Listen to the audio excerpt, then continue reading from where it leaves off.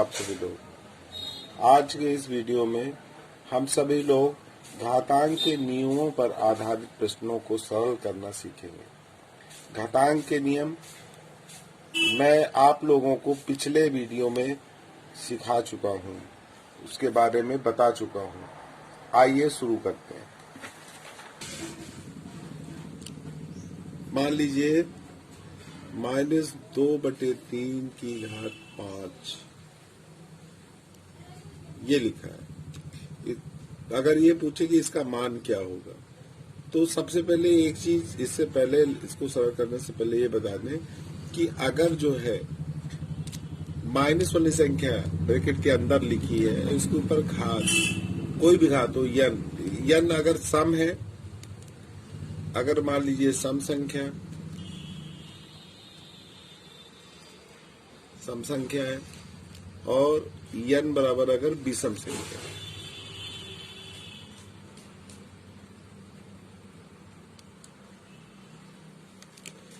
अगर यन का मान सम संख्या है, यन का मान विषम संख्या है, तो अगर सम संख्या जैसे मान लीजिए -2 की घात 2 लिखा है, तो इसका मतलब है कि अगर -2 गुणे -2 बराबर माइनस माइनस गुणा प्लस हो जाता है और ये 2 दूना 4 हो जाएगा, यानी कि प्लस का चिन्ह लगेगा।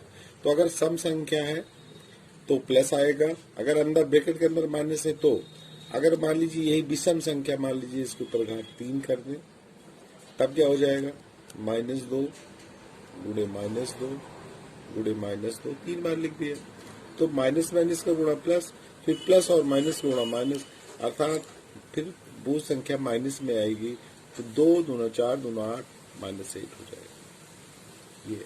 तो यदि अगर घातांक सम संख्या में है, अंदर माइनस है, तो धन में आएगा मान। अगर विषम संख्या है तो माइनस में लिखेंगे। जैसे उदाहरण मैंने आपको दिया, यहाँ पर यन का मान 2 है, यानी कि सम संख्या में है, यहाँ यन बराबर 3 लिखा है, यानी कि विषम संख्या में है। तो अगर सम संख्या में है तो धनात्मक मान प्राप्त हो रहा है, अगर ऋण संख्या में है तो आपका क्या हो जाएगा, वो विषम संख्या में है तो ऋणात्मक मान प्राप्त हो रहा है। तो ठीक इसी प्रकार हम देखते हैं -2/3 के ऊपर घात 5 है, तो 5 सम है कि विषम है, तो ये 5 जो है विषम संख्या है। तो इसका मतलब है जो भी गुणनफल आएगा वो ऋणात्मक होगा। तो हम ऐसे लिख दे, पहले ही माइनस लगा दे, फिर लिख दे 2, 5 बार गुणा है, 5 बार गुणा कर दे।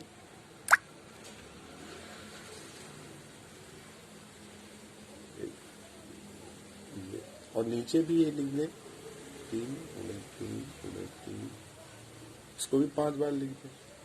अब गुणा करके लिख देंगे, तो 2 दूना 4 दूना 8 दूना 16 दूना 32 लिख दे 32। और यहाँ 3 3 9 3 27, यहाँ 81 और 81 गुणे 3 और कर लो, 243 आ गया। और यहाँ चिन्ह माइनस का लगा, माइनस का लगेगा, तो इसका आंसर ये आ जाएगा। इस तरह हम इसका विस्तार कर सकते हैं। चलिए अगला उदाहरण लेते हैं। मान लो दूसरी संख्या 3125 लिखा है और कह रहा है इसका घातांकी संकेतन, इसे घातांकी संकेतन में लिखना है।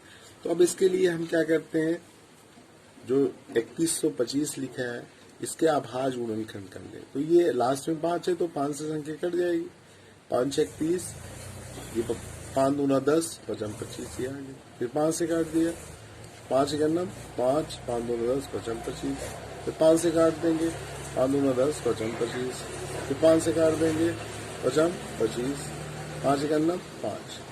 तो इसका मतलब है इसके जो गुणनखंड है वो 5 गुणे 5 गुणे 5, 1 2 3 4 5 बार है, 3 बार लिखा, 2 बार और लिख दिया, ये लिख दिया हमने।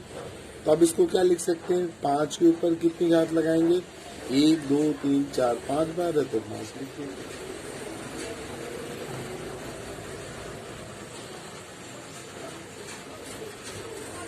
जैसे मान लीजिए ठीक है, 2 की घात 7 का मान पूछ रहा है, 2 की घात 7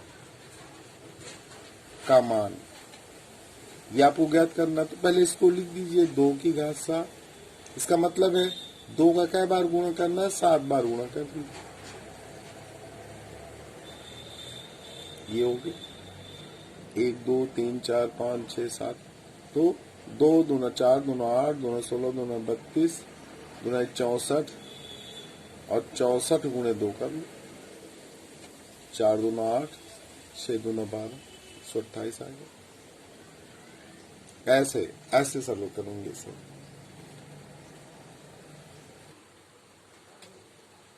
जैसे एक संख्या 15,625 लिखा है।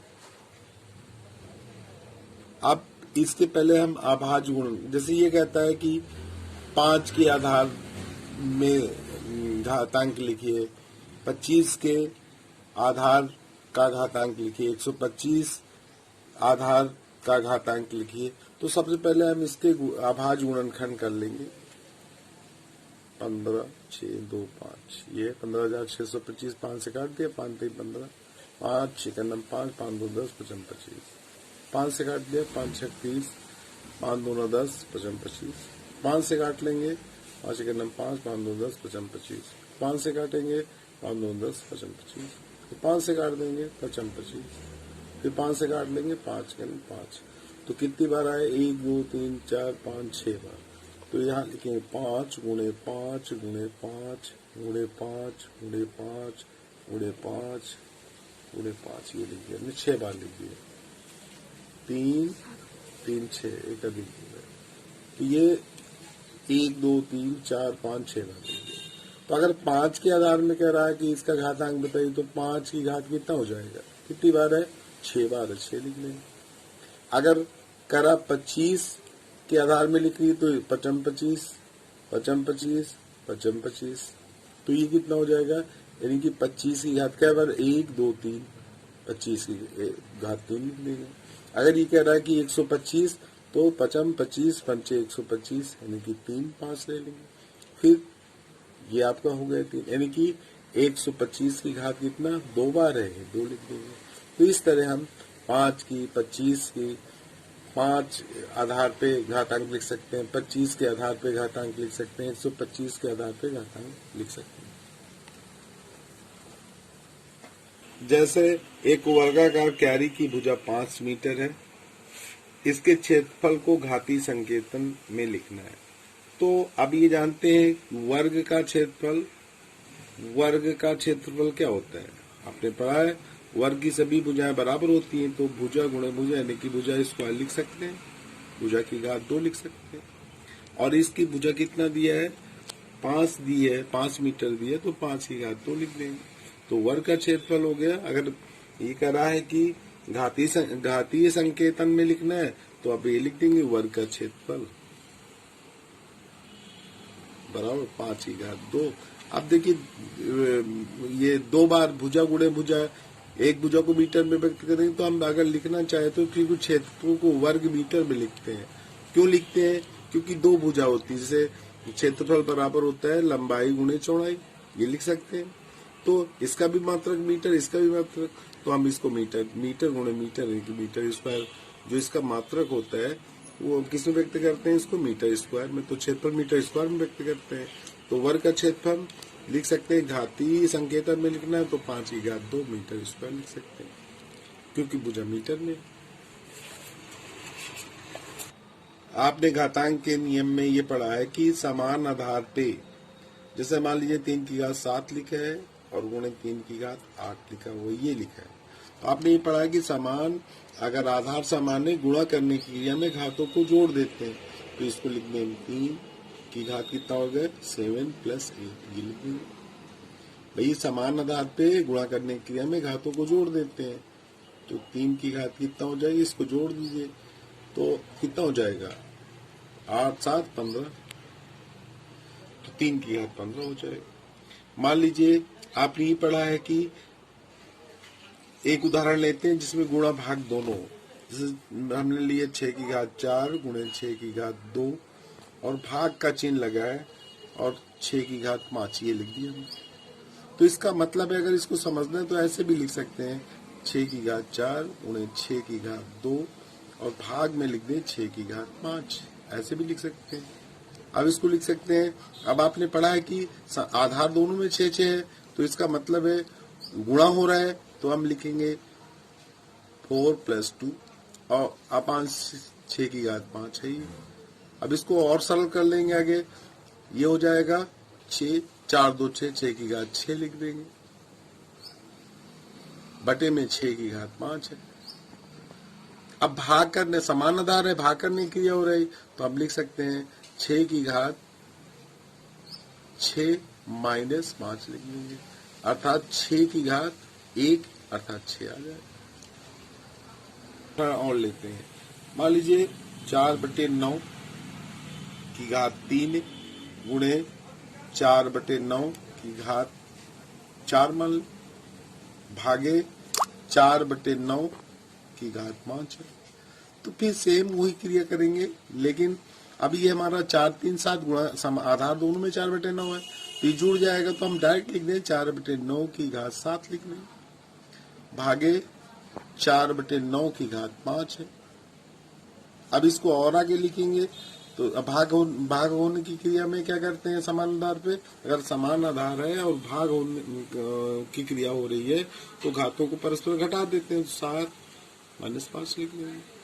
कितना आ जाएगा ये, 7 में से 5 घटाएंगे 2 आएगा। अब इसका 2 बार गुणा करके लिख सकते हैं, जैसे 4/9 उन्हें 4 सरलतम रूप में लिख दिया ये, तो ये आ जाएगा 4 चौक 16 और 9 9 81, ये लिखने।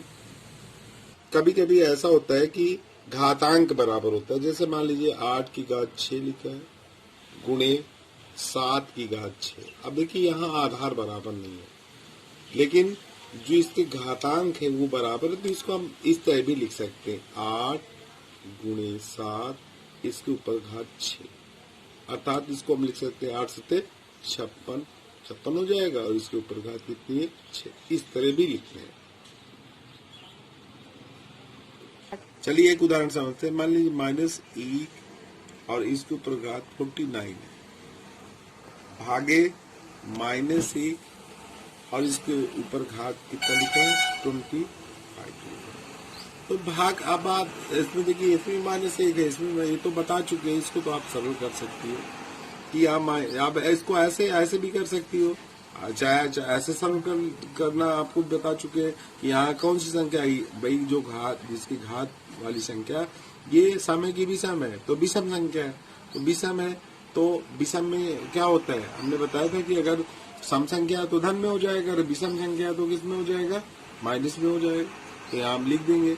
अब इसको अगर तोड़ें तो यहाँ -1 लिख सकते हैं हल करने पे, भागे अभी यहाँ पर जो है ये क्या है आपका, ये 25 है, तो ये भी विषम संख्या है, तो इसका भी क्या हो जाएगा, अगर हम भाग देंगे तो कितना आ जाएगा, यहाँ भी -1 आ जाएगा, -1 लिखेंगे। अगर यहाँ 24 होता तो प्लस में लिख देते हैं। अब अगर हम अब इसमें ये तो -1 ये और बटे -1 लिख देंगे, तो इसका मतलब है कितना आ जाएगा, 1 आ जाएगा। इसको इस तरह भी लगा सकती हो, अगर लगाना चाहे तो -1 घात ये 49 है, भागे -1 की घात कितना है 25। अब इसको हम ये भी लिख सकते हैं, अब हमने बताया था आधार दोनों में समान है, तो समान आधार पे भाग करने की क्रिया में घातों को क्या करते हैं, परस्पर घटा देते हैं, तो आधार ए लिख देंगे और यहाँ लिख दें 49 - 25, यहाँ लिख दें -1। अब इसको घटा दें, 9 में से 5 घटाएंगे तो कितना आएगा, 4 आएगा, 4 में से 2 गया 2 आएगा। अब मैंने आपको बताया था कि अगर जो है ये जो घातांक में लिखी संख्या है, अगर वो सम संख्या है तो हम क्या लिखते हैं, अगर अंदर माइनस है तो क्या लिखेंगे, उस संख्या को भाई 24 बार गुणा हो रहा है तो इसका मतलब है धनात्मक आएगा तो +1 आएगा। 1 का चाहे 100 बार गुणा करेंगे, 1 गुणे 1 गुणे 1 चाहे जितनी बार गुणा कर दें तो 1 ही आएगा। तो चाहे इस तरह लगा लीजिए चाहे ऐसे समझ लीजिए।